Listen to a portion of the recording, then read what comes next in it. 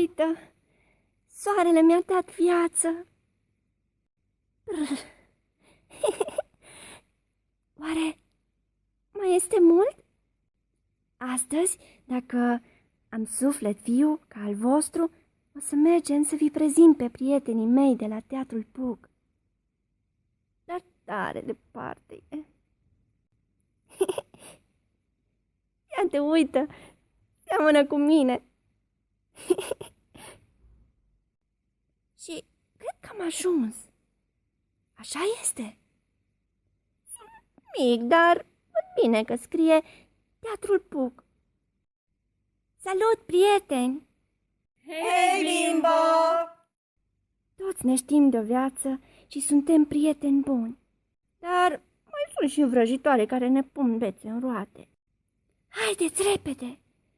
Trebuie să găsim locuri în sală să vedem spectacolul. O să vină mulți copii. Hei, Bimbo! Ai venit pe la noi? Începe!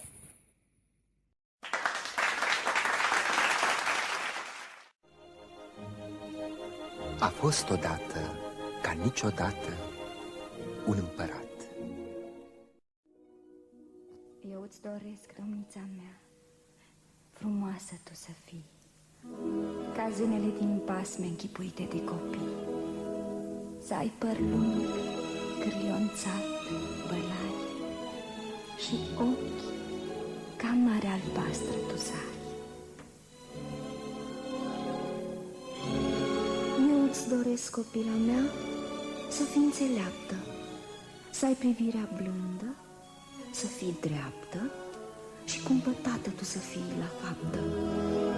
Eu, dulcea mea domniță, ți-aș dori să fii gingașă cum e căprioara, zglobie cum e părâul vara, să ai întotdeauna surâsul de copil.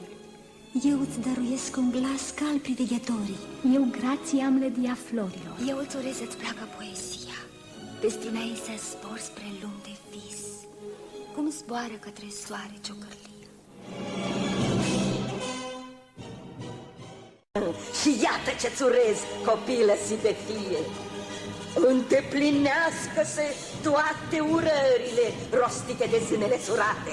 Fie, îndeplinească-se cu toate.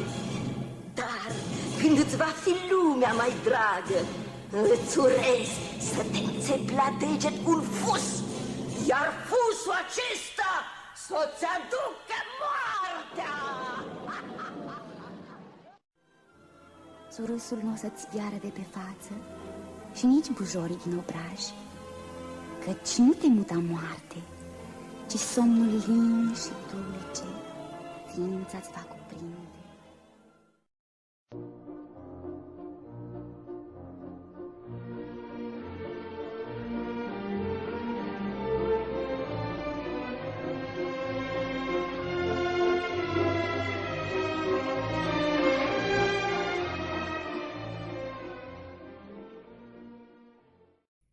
Asta e o parte din lumea mea, a noastră, a păpușilor. Așa că noi vă întoarcem la copilărie? Ei, cam asta a fost. Să veniți și la spectacolele mele cândva. Eu aștept să pună soarele. De mâine voi fi din nou doar o păpușă.